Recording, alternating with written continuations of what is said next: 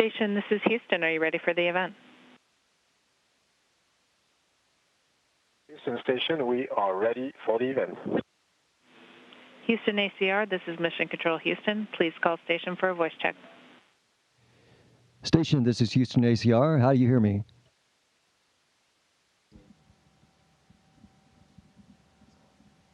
We have you loud and clear. Thanks. Please stand by for opening remarks. Good morning. My name is Colleen Lemza, and I'm the director of the Shine On program at SUNY Plattsburgh, which aims to build communication skills, character strengths, and confidence in young girls. I'd like to take this opportunity to thank NASA for allowing us to bring thousands of children the opportunity to look to the stars.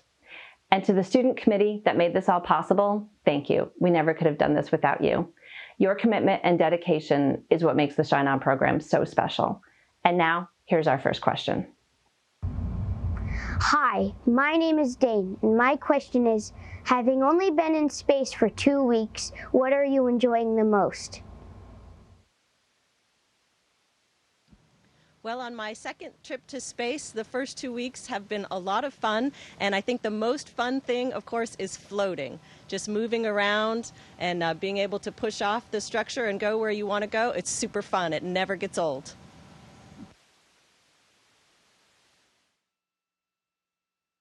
Hi, my name is Haley, and I'm a student in Mrs. Danville's class at Beekmantown Middle School. My question is for Megan. What gave you the courage and persistence to become a woman astronaut, and what advice do you have for young girls that want to go into space exploration? Well, Haley, I think I first started to think about becoming an engineer and an astronaut when I was about your age. And I think the thing that helped me the most is that nobody told me it was a thing that girls didn't do. And so I just went ahead and pursued that goal, of course, studying math and science in school and looking at what the career required from someone. And so it was just never being discouraged by anyone in my support group that really helped me to be persistent. And so I would encourage you kind of the same way to just share your goals with the people in your life and then move forward to pursue those goals. Hi, I'm Max Dandel, and I'm a student in Mrs. Lacrosse's class in Cumberland Head Elementary School. I know that there are many experiments going on right now in the International Space Station. Which one's your favorite? And how about what we learned from it help us here on Earth?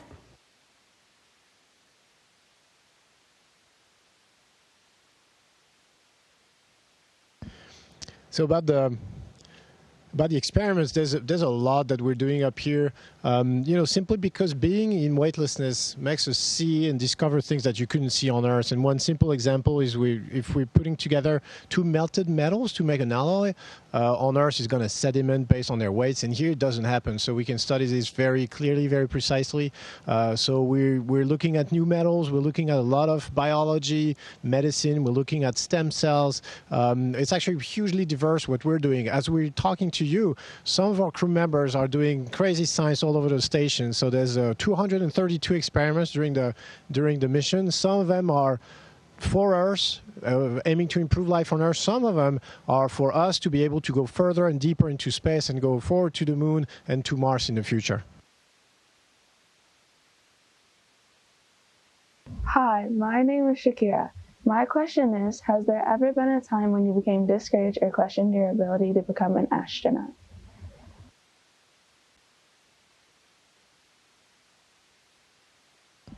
That's a great question, Shakira. Becoming discouraged on the way to pursuing some of your goals. I think that happens to all of us.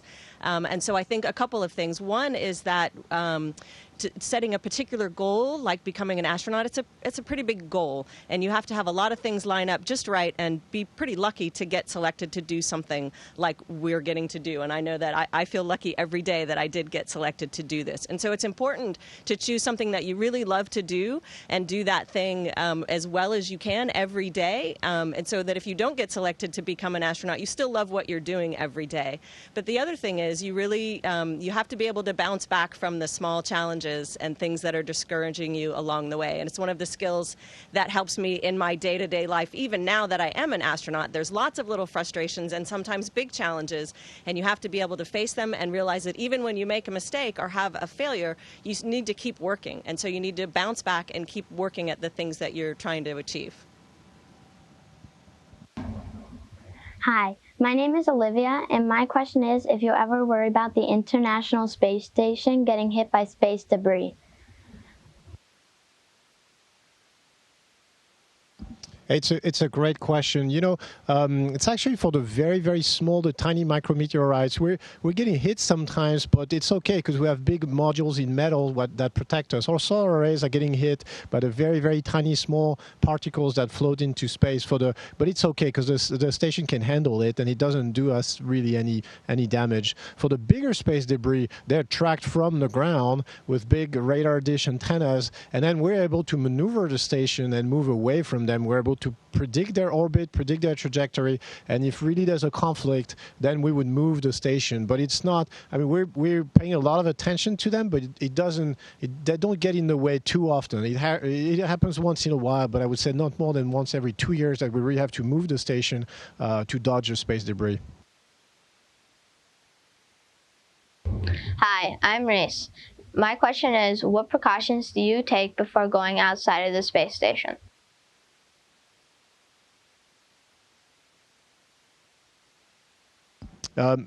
You know, it's a very, very long and tedious process before you go out the space station, because as soon as you're not protected by those walls, then the environment outside is extreme. There is no air. The temperature goes from minus 150 to plus 150. That's in Celsius. I'm sorry, it's by European units, but Megan is going to give you the conversions right now.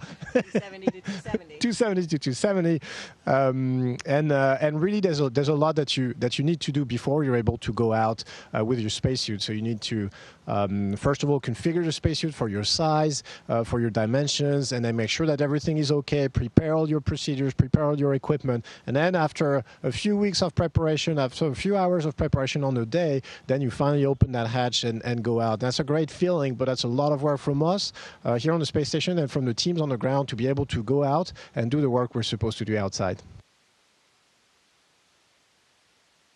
Hello, my name is Vanessa, and my question is, having made it to the International Space Station, looking back, what advice would you give to your 8th grade self? Thank you.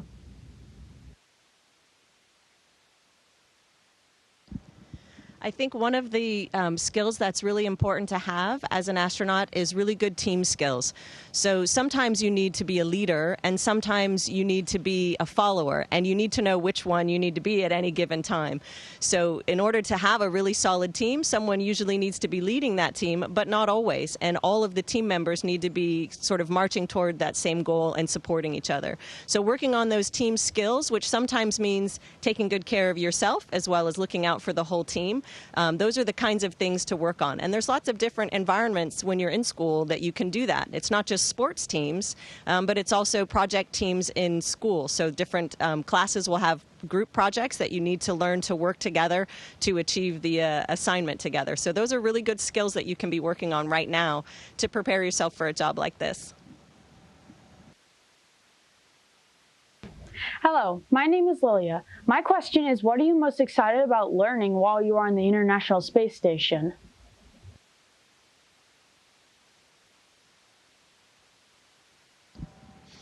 You know, there's a lot. We learn things every day. Sometimes we work on experiments that we only discover right now what we're doing. It can be about life science, medicine, anything. What really excites me, I think, is all the experiments on physiology and all the medical experiments, because I know nothing about it. I was an engineer, as a pilot. I don't have a medical background, and I find it fascinating that here on the space station, inside a glove box, we have stem cells, we have brain cells.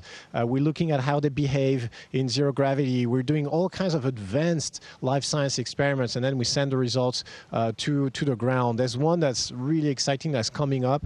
It has what they call mini brains. It's brain stem cells put together, and they form mini brains, which is a very simplified model of the human brain. And I find it absolutely crazy that here in space we have this advanced experiment about brains that's going to help people on the ground. This is what excites me the most right now. Hi, my name is Kelsey and I'm an 8th grader at Beatontown Middle School. My question is, what was the most unusual training that you had and how are you using that skill on the International Space Station?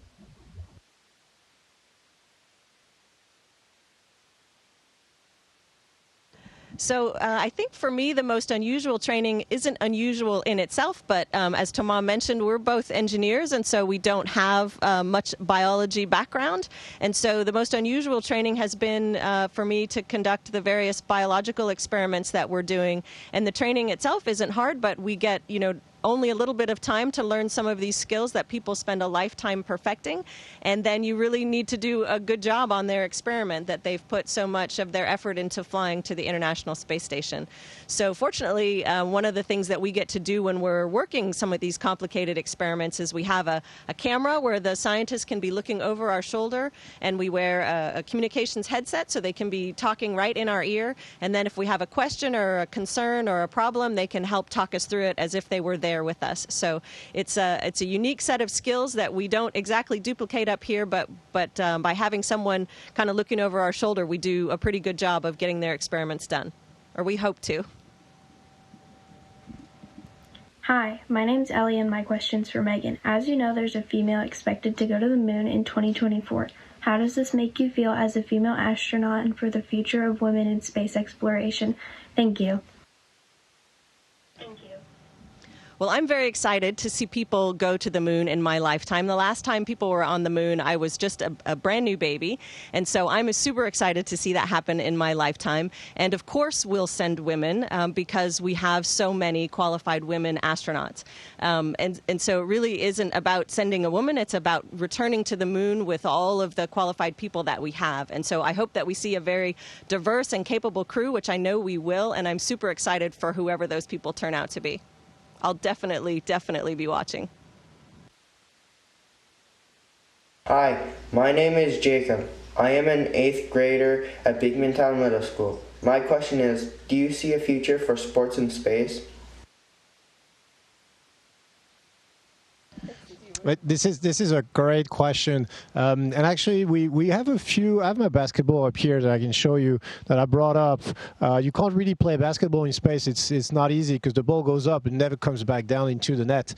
That makes it challenging. But actually, all we have here, we have a football. We have things like this. But there were sports that were developed for the Earth, with gravity, and there's nothing that was ever made to be played in space. So I think a good challenge would be to come up with a sport or a game that uses really microgravity. That could be 3D golf or 3D pool or snooker, I don't know, but something that would really use this environment to play with a new set of rules and a new set of conditions. That could be a really nice project to work on.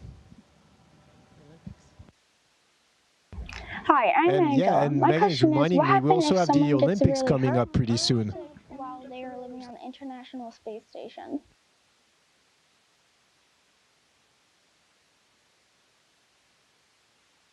Hi, I'm Angela. My question is, what happens if someone gets really hurt or sick while they are living on the International Space Station? So all of us up here are trained in some basic emergency medical response. So for example, if someone were to get a severe allergic reaction, then we would know how to treat them immediately. And then if there were longer term care that's needed, we have a lot of capability up here, a lot of diagnostic capability, meaning we can talk and we can get ultrasound pictures and we can share them with the doctors on the ground to help understand what is going on with that person and what kind of treatment they might need. So we really do have a lot of capability both on board and via what we call telemedicine. Hi, my name is Bailey, and I would like to know what the biggest challenge was for you when adjusting to a normal day in space.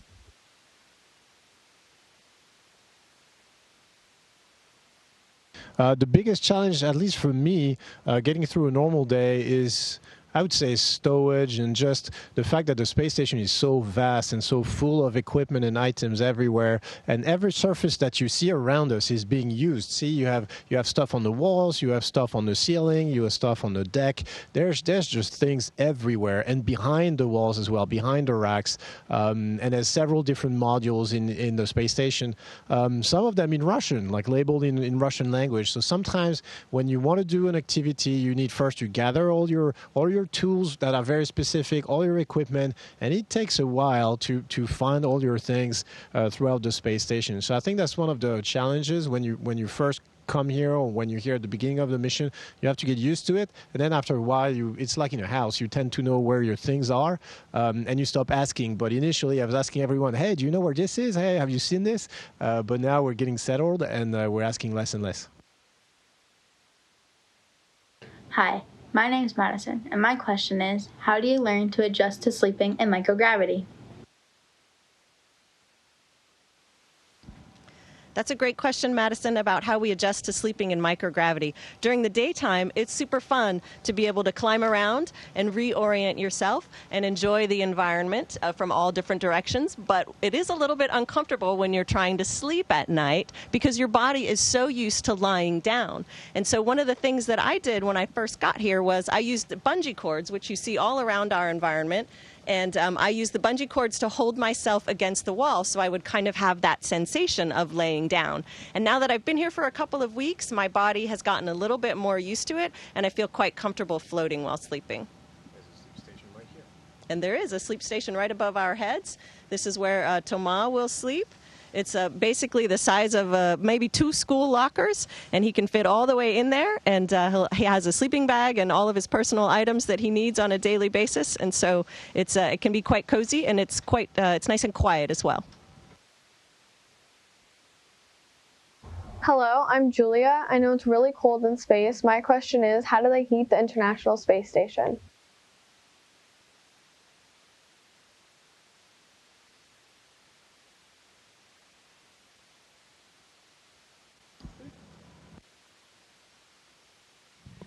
The question was, how do you heat the International Space Station? Okay.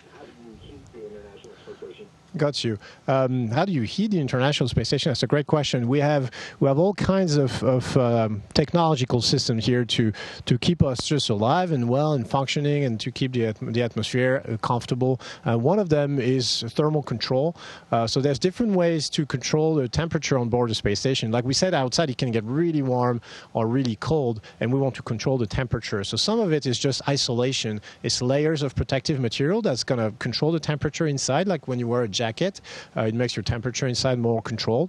Some other systems are more complicated and can be active cooling. There's fluid lines going through the space station and trying to cool off the electronic equipment with water running through those fluid lines, taking the heat away from the equipment, and then venting it away through radiator panels into space. So it takes a lot of work to keep the station going, and maintaining a comfortable temperature for the crew is part of it. But we have a lot of qualified people on the ground, and they watch over our safety from the control center in Houston and in other places all across the world. So they try to make it comfortable for us, and we're thankful.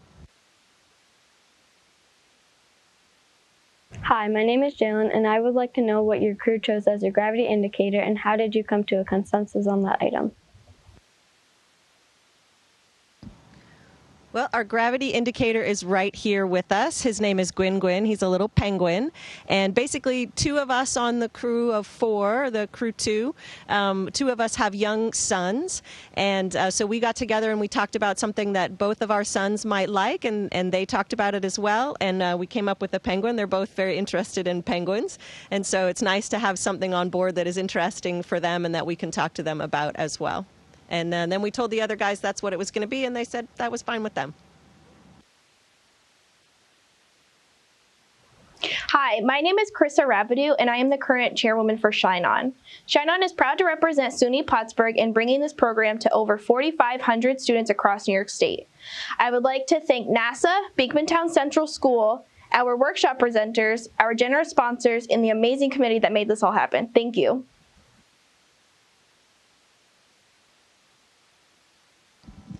Thank you so much for joining us aboard the International Space Station today. Thanks to everyone at Shine On for your interest in the space program. We hope you follow along our mission as we're here for the next 6 months.